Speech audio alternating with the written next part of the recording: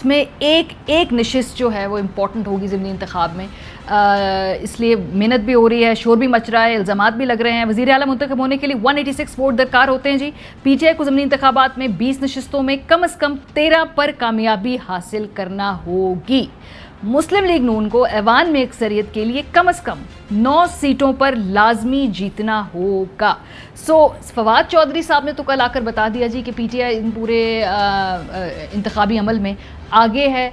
दूसरे नंबर पे कौन सी जमात है, तीसरे नंबर पे कौन होगा, ये सब फवाद चौधरी साहब ने बताया।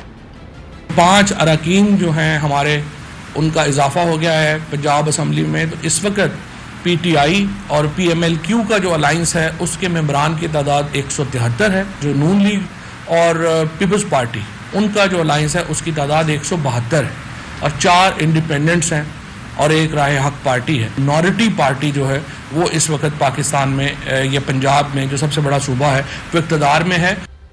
बहरहाल एक मौके पे फवाद साहब ने बोला कि भाई नंबर 1 जो जिनके पास नशिस्तें होंगी वो पीटीआई होगी, उसके बाद इंडिपेंडेंट्स हैं जिनको ज़्यादा नशिस्तें मिलेंगी इस ज़िमनी इंतखाब में। राना सनाउल्लाह साहब, हुकूमत का कॉन्फिडेंस झलक रहा है उनके लहजे में। 16-4 का नंबर बता रही है हुकूमत इस वक्त, ज़रा सुनिए।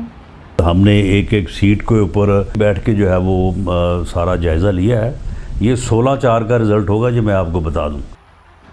मोहम्मद जुबैर साहब भी कुछ ऐसी बात करें, वो 16 से 17 नशिस्तों का जिक्र कर रहे हैं। That will be a big gain for PTI। अब भी हम स्वीप करेंगे, कोई ये अजीब सी बात नहीं होगी। 16-17 सीटें, 16-17 कह रहे हैं जी गुमन साहब। 16-17 सीटें जो हैं पीएमएलएन उसको एक्सपेक्ट करिए। ये क्या उनका अपना कॉन्फिडेंस है या ये कहीं से कोई अश्योरेंसेज हैं उन्हें, या उन्होंने अपने बंदोबस्त कर लिए हैं इसलिए 16-17 का फिगर कोट का ख्वाहिश है? चौधरी साहब जी उनको चाहिए ये, उनको तो 9 चाहिए चौधरी साहब, अगर वो उन्हें हुकूमत बनानी है। नहीं, वो तो 9 भी एक हाइपोथेटिकल, एक खैबर गवर्नमेंट के पास बेहतर इस पर होगी असेसमेंट, ठीक है क्यों, लेकिन असल में इस वक्त किसी के पास मेजॉरिटी नहीं है और 20 सीटों के रिजल्ट्स के बाद असल में क्लैरिटी होगी। लेकिन खान साहब का ख्याल है जो भी गवर्नमेंट बनाएगा वो बड़ी कमज़ोर ही होगी, हम बनाए या वो बनाए। ट्रू जी। एक तो आपको इसका है कि इसीलिए वो कह रहे हैं कि 17 जुलाई की ज़िमनी इलेक्शन के बाद कौम जो है और हुकूमत और मुल्क सारा इलेक्शन की तरफ जाएगा, इसके अलावा कोई चाराकार नहीं। सही। अच्छा जी, 16-17 सीटें, ये ख्वाहिश है, खबर है, इन्फॉर्मेशन वो कह रहे हैं ना जी जी। वो जरा खबर साहब का तज्जिया सुन लेना। हाँ, उनका खबर साहब की खबर देख लेना इस पे क्या जी। एक तो आपको हमारे प्रोग्राम के प्रोड्यूसर साहबान, हम सारे देखने वालों को, चाहने वालों को बहुत बहुत ईद मुबारक गुज़िश्ता। देखिए हमारी ये इलेक्शन जो नतीजा है वो तो सारी पार्टीज जो है इलेक्शन में जाने से पहले इतनी पुरयकीन होती हैं और होना भी चाहिए कि हम जीत रहे हैं, हम स्वीप करने जा रहे हैं। ऑन ग्राउंड डिफरेंट तबसरे तजिए जो है रिपोर्टर्स या डिफरेंट सर्वे कंपनीज जो जा रही हैं वो भी बता रही हैं एक जो सपोर्ट वेव पीटीआई के हक़ में तो जा रही है। लेकिन ये भी बात हमें मलहूज़े हाथ रखनी चाहिए कि जो पीएमएलएन है वो इलेक्शन वाले दिन उनकी जो है इलेक्शन मैनेजमेंट वो काफ़ी ज़बरदस्त वो हमेशा रही है। लोगों को निकालना, ज़ाहिर है इस वक्त हुकूमत में भी हैं ये, और एक बड़ी एक यूनिक सिचुएशन है। पहले तो चलें बराए नाम ही सही, लेकिन एक कायम मकाम हुकूमत होती है, एक बाई पार्टिजन आपको एक माहौल मिलता है। लेकिन अब जो है हुकूमत है, जोर लग रहा है। आज भी जो है पहले थे रुकवाए गए इश्तहारात, उसके बाद वही इश्तहार छप रहा है कि बिजली रोक दी गई है जो हमने आपको देनी थी मुफ्त, लेकिन वो हम आप 17 के बाद आपको देंगे। वो इतने ज़्यादा पुरयकीन है मेरे लिए हमारी है ये।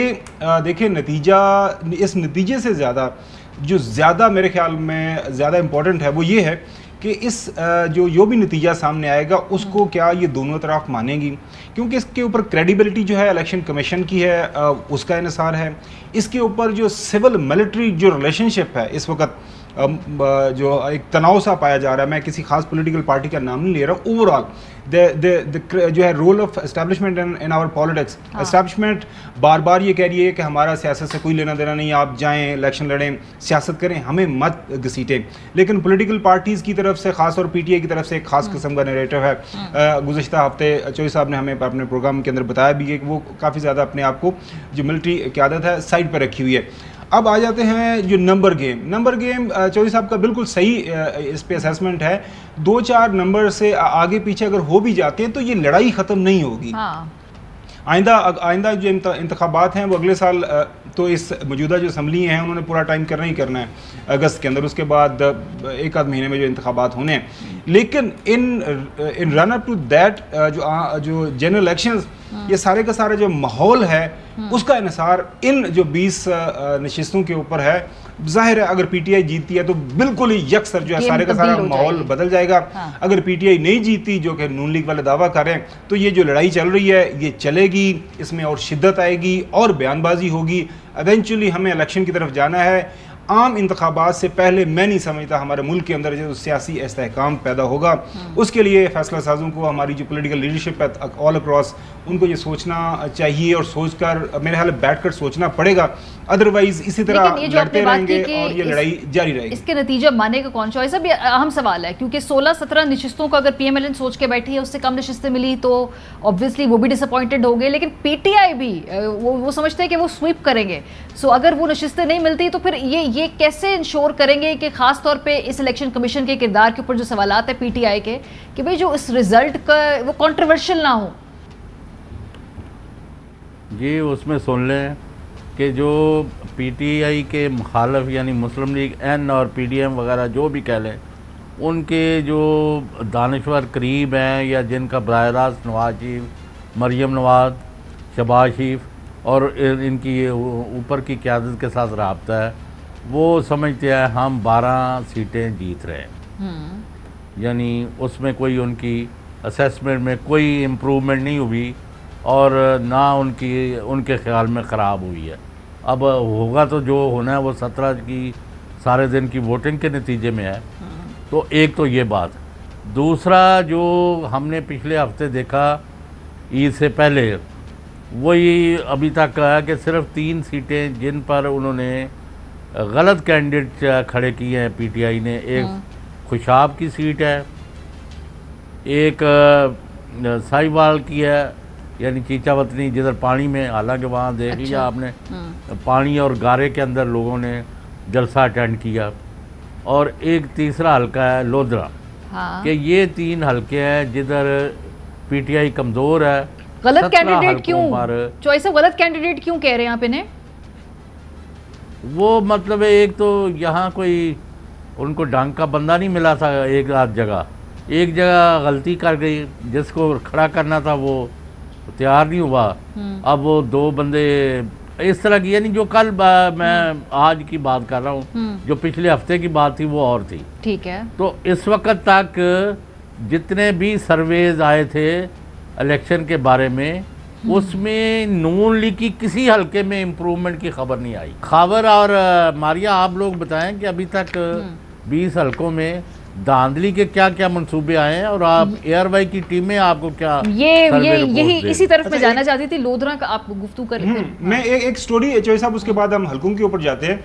एक स्टोरी ये गर्दिश कर रही है कि अगर वज़ीर आला परवेज़ इलाही बन जाते हैं तो जरदारी साहब ने कोई शरीफ बरादरान है उनसे कोई बातचीत की है कि ये इनको कंटिन्यू करने देंगे, ये आपको तंग नहीं करेंगे, तो आप सेंटर में रहें, ये पंजाब में रहें। तो ये एक जो पीसफुल को एग्जिस्टेंस का फार्मूला भी ऑन ग्राउंड है, लिहाजा उनकी तरफ से कोई एतराज़ नहीं होगा चौधरी परवेज़ इलाही साहब के चीफ मिनिस्टर बनने के ऊपर। इस पे बात हुई आपकी खान साहब से? जी इस पर उनसे तो नहीं हुई थी, लेकिन जो मेरा नहीं ख्याल खान साहब किसी ऐसे मूड में, उनको ये भी कहा गया आप पीपल्स पार्टी के साथ मामला कर ले, उनको मैं नहीं करता। हाँ। उन्होंने मतलब है खान साहब के, आपको पता है कि उनके यानी उनका ये ख्याल है कि बुज़दार ने करप्शन नहीं की, जो और बनते वो करते।